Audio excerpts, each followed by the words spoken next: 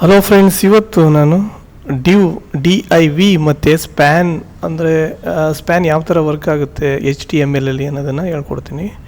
So ಅದನ್ನು next ಒಂದು file ಇದು ಮಾಡ್ತೀನಿ, D I V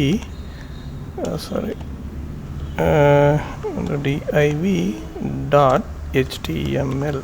okay, so ಈಗ ನಾವು ಹಳೆ ಇದನ್ನೇ ಒಂದು ಕಾಪಿ ಮಾಡೋಣ.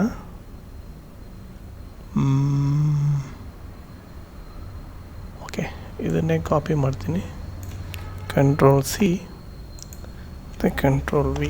ಓಕೆ, ನನಗೆ ಈಗ ಸದ್ಯಕ್ಕೆ ಇದರ ಅವಶ್ಯಕತೆ ಇಲ್ಲ, ಹಾಗಾಗಿ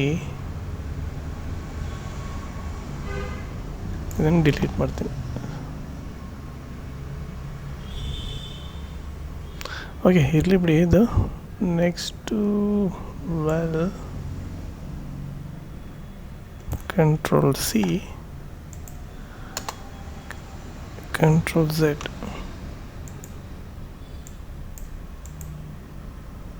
Ctrl+V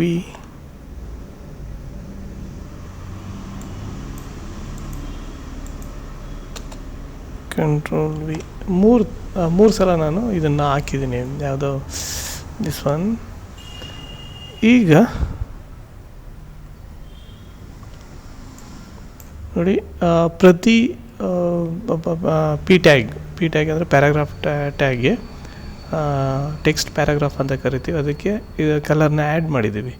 ಬ್ಯಾಕ್ಗ್ರೌಂಡ್ ಕಲರು ಬ್ಲ್ಯಾಕ್ ಹಾಕಿದ್ದೀವಿ ಮತ್ತು ಇದ್ರದ್ದು ಹಸಿರು ಕಲರ್ ಹಾಕಿದ್ದೀವಿ. ಈ ಥರ ಹಾಕಿದ್ದಾಗ ನಾವೇನು ಮಾಡ್ತೀವಿ, ಅಫ್ಕೋರ್ಸ್ ನಾವು ಇದ್ರನ್ನ ರೀಪ್ಲೇಸ್ ಮಾಡೋದು ಯಾವ ಥರ ಅಂದರೆ ಬಾಡಿ ಡಿ.ಐ.ವಿ ಇಂದ ನಾವು ಇದು ಮಾಡ್ತೀವಿ.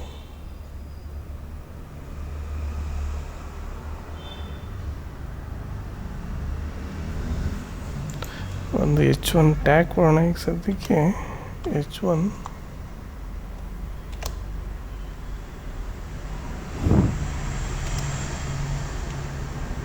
ರಾಮ್ ಇನ್ಫೋಟೆಕ್.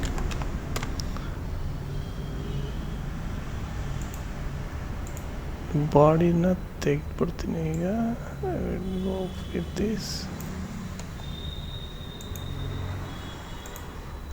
ಬಾಡಿ ಟ್ಯಾಗ್ ತಗೋತೀನಿ. ಸೊ ಈ ಥರ ಬ್ಯಾಕ್ಗ್ರೌಂಡ್ ಕಲರ್ ಎಲ್ಲ ಆಗಿದೆ. ಸೊ ಈಗ ನಾವು ಡಿ.ಐ.ವಿ ಎಲ್ಲಿ ಯೂಸ್ ಮಾಡ್ತೀವಿ ಅಂದರೆ ಡಿ.ಐ.ವಿನ ಇಲ್ಲಿ ಯೂಸ್ ಮಾಡ್ತೀನಿ. ಡಿ.ಐ.ವಿ ಟ್ಯಾಗ್.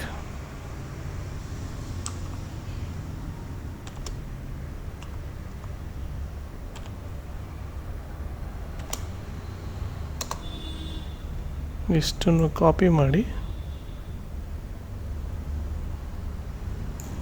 Ctrl+X Ctrl+V. ಸೊ ನಾನು ಇಷ್ಟನ್ನು ಒಂದೇ ಸಲ ಇಲ್ಲಿ ಡಿ.ಐ.ವಿ ಟ್ಯಾಗ್ನಲ್ಲಿ ಹಾಕ್ತೀನಿ.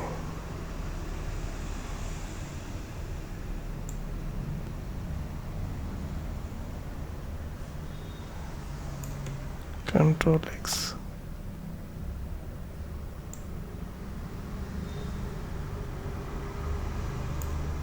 Ctrl+X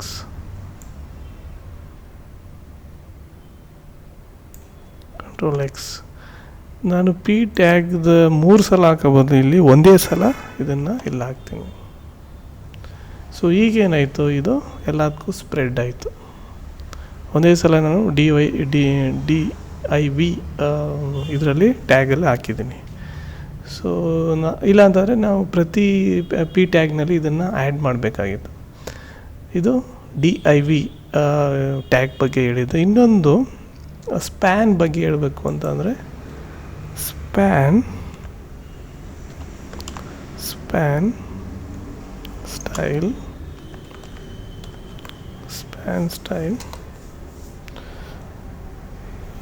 colour red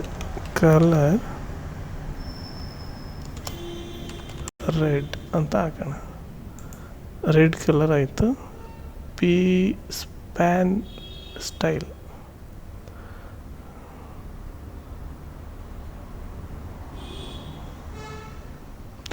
okay,